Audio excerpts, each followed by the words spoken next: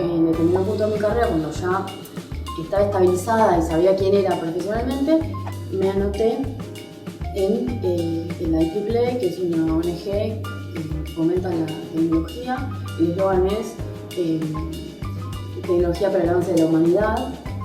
Y bueno, ahí encontré los referentes que me faltaban, que estaba buscando, que quizás no lo tenían en los trabajos, no lo tenían en la universidad. Lo encontré en esta ONG que es, al ser internacional, te permitía que uno tenga contacto o saber de la existencia de otra gente que piensa lo mismo que uno, ¿no?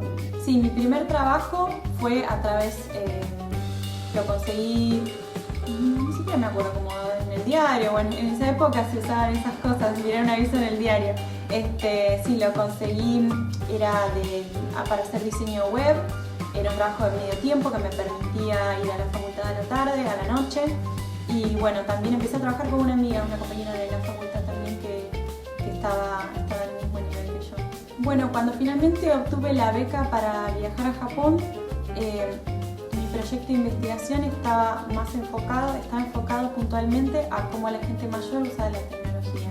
El último tiempo, cuando fuimos trabajando con chicas en tecnología, nuestro programa principal tiene que ver con, primero, empoderar de alguna manera, que es una palabra a veces un poco banalizada ya en este mercado, como quien diría, pero nos parece importante en realidad que las jóvenes de 14 a 16 años empiecen a ver que ellas ven como un problema, es importante. Y eso que ven como un problema en su sociedad o en su comunidad o en su entorno más cercano, lo pueden resolver o intervenir a través de las tecnologías.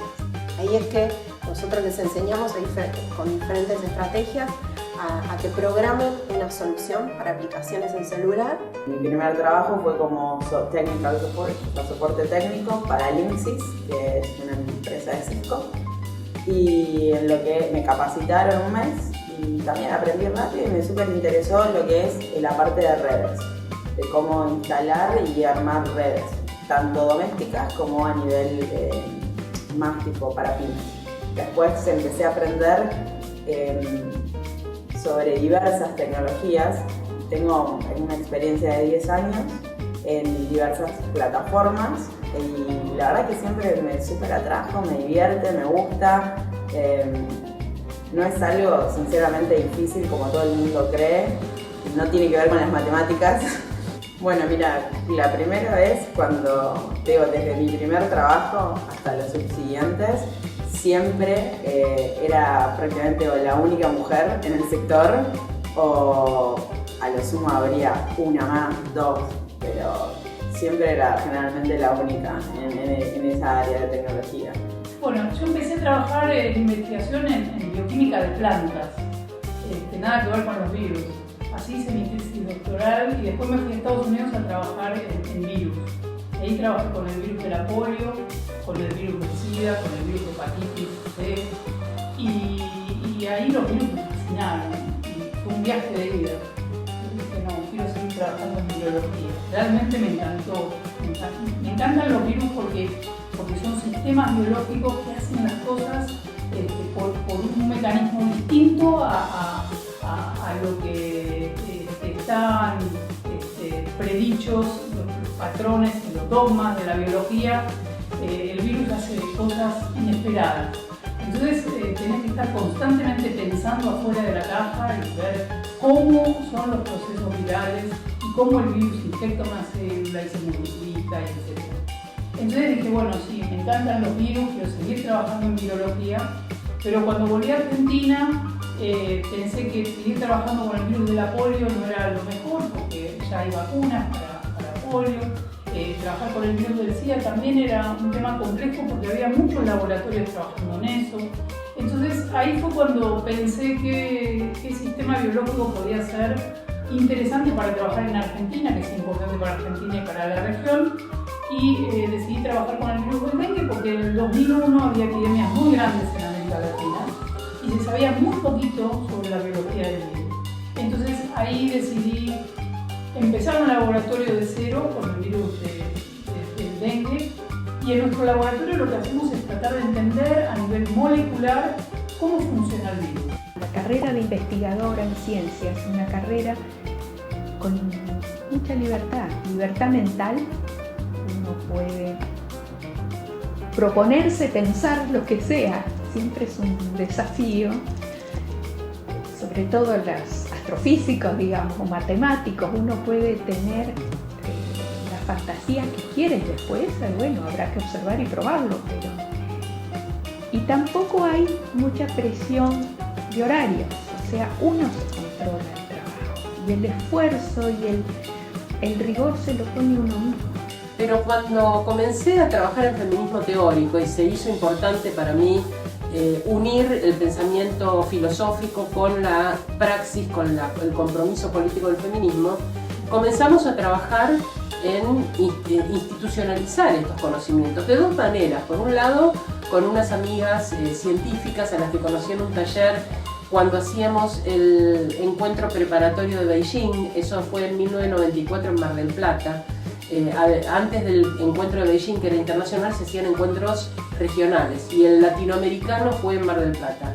Allí propusimos con una amiga mexicana interesada también en epistemología feminista, éramos unos bichos raros, las que en América Latina nos interesábamos por ese tema, 3 o 4. Entonces, con esta amiga mexicana propusimos hacer un taller en ese regional de América Latina, y en ese taller conocí a Silvia Kochen, que tenía una amiga que era Ana Franchi, y en Buenos Aires nos juntamos las tres, junto con otra amiga matemática, Liliana Lowis, que está en Jujuy, pero que fue como, también trabaja en feminismo y que sobre todo en temas de teoría social feminista, aunque es matemática, no ha trabajado tanto en cuestiones de ciencia. Pero con estas dos amigas, Ana Franchi y Silvia Kochen, nos encontramos con que teníamos una situación similar. Éramos las tres investigadoras, las tres teníamos docencia y vida académica activa, las tres teníamos pareja, las tres teníamos hijos muy pequeños, y ninguna de las tres quería renunciar a su carrera para ser madres ni renunciar a la maternidad para hacer una carrera. Y se nos hacía muy patente que, tal como eran las idealizaciones de la maternidad por un lado, pero la institucionalidad de la ciencia por el otro, era muy difícil mantener un equilibrio entre un proyecto de vida que fuera integral, entre una vida privada rica, una vida orientada a la creatividad, si nos interesaba alguna, a mí me interesaba la escritura, a otra le interesaba la música, bueno, tener una pareja y tener además una vida intelectual activa y tener además un lugar digamos, de compromiso y de reconocimiento dentro de la disciplina de cada una. Esto era un equilibrio bastante difícil y nos parecía injusto que fuera difícil. Entonces comenzamos primero a investigar, esto fue en mediados de los años 90, la situación de las mujeres en la ciencia, sobre todo en dos instituciones que eran las que concentraron la mayor cantidad de investigadores e investigadoras, que eran el CONICET y la Universidad de Buenos Aires. Sobre eso escribimos, sobre eso participamos en unas mesas de enlace del sector científico y tecnológico, que eran unas mesas que se proponían, sobre todo desde un pensamiento más comprometido, de izquierda, repensar una orientación en la política científica, repensar cuál es el lugar de los científicos en la vida social, los aportes que pueden hacer a un pensamiento crítico sobre la sociedad, hacia más justicia dentro de la distribución de los bienes sociales. Pero en esta mesa no había ninguna perspectiva de género, y Ana, Silvia y yo insistíamos con incluir esta cuestión de la equidad de género como parte de los objetivos. Y nos tuvimos que abrir con mucha dificultad un lugar, porque la izquierda no es más sensible que la derecha a las cuestiones de igualdad de género, y mucho menos abandonar los privilegios de la masculinidad hegemónica. Es muy difícil. Este intento entonces de intervención durante 20 años creo que dio sus frutos.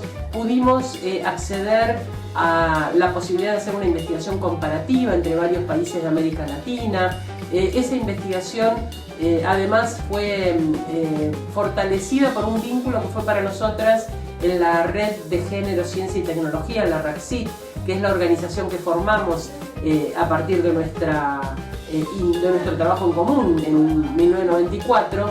En el año 87, 88, 89 fui concursando, fui reinsertándome con análisis matemático, con álgebra en la Facultad de Ciencia Exacta, hasta que por razones familiares, fines de los 90, me vine a vivir a Buenos Aires, con lo cual tuve otro parate en la carrera, porque trabajé un tiempo en la Universidad de Buenos Aires, pero bueno, se ve que lo mío estaba más vinculado a la política, dentro de lo que ya en ese momento era el Sindicato de Amas de Casa, que habíamos fundado en el año 83.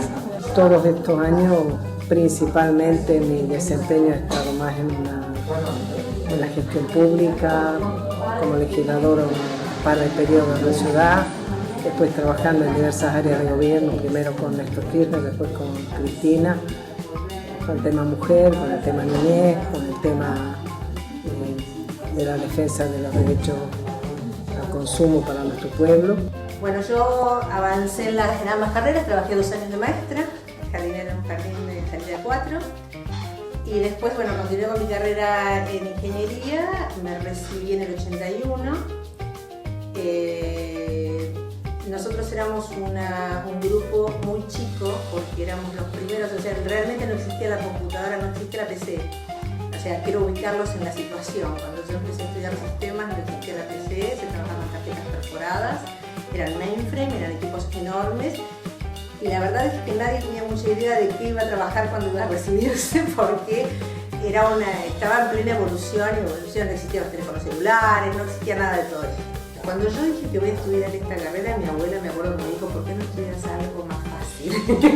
Terminé los 4 años de clínica y decidí reespecializarme, hice cardiología porque ya mi orientación iba hacia la medicina nuclear. Y bueno, me especialicé también en cardiología y después hice la tercera especialización, que fue la medicina nuclear, y ya entré a trabajar en el campo específico de la medicina nuclear. Cuando estaba por terminar mi beca postdoctoral, INVAP ganó una licitación para construir un reactor de investigación en Australia. Y me invitaron a volver a la empresa, ya no en un rol tan técnico, sino en un rol más de gestión, como coordinadora del análisis de seguridad de ese reactor que se iba a construir en Australia. Y la idea era coordinar un equipo de trabajo para hacer el análisis de seguridad. Yo venía de hacer trabajo académico, trabajo técnico, trabajo de investigación en un tema que nada que ver, interacción fluido-estructura, en mis años de postdoc, y me propusieron un trabajo de gestión. Y fue un salto al vacío, que salió bien. Y diseñamos y construimos el reactor en Australia, que todavía sigue funcionando, el reactor Opal, quizá lo oyeron nombrar, que es una joya de la ingeniería según los australianos. Y desde ese momento estoy trabajando en INVAP sin interrupción desde el año 2000.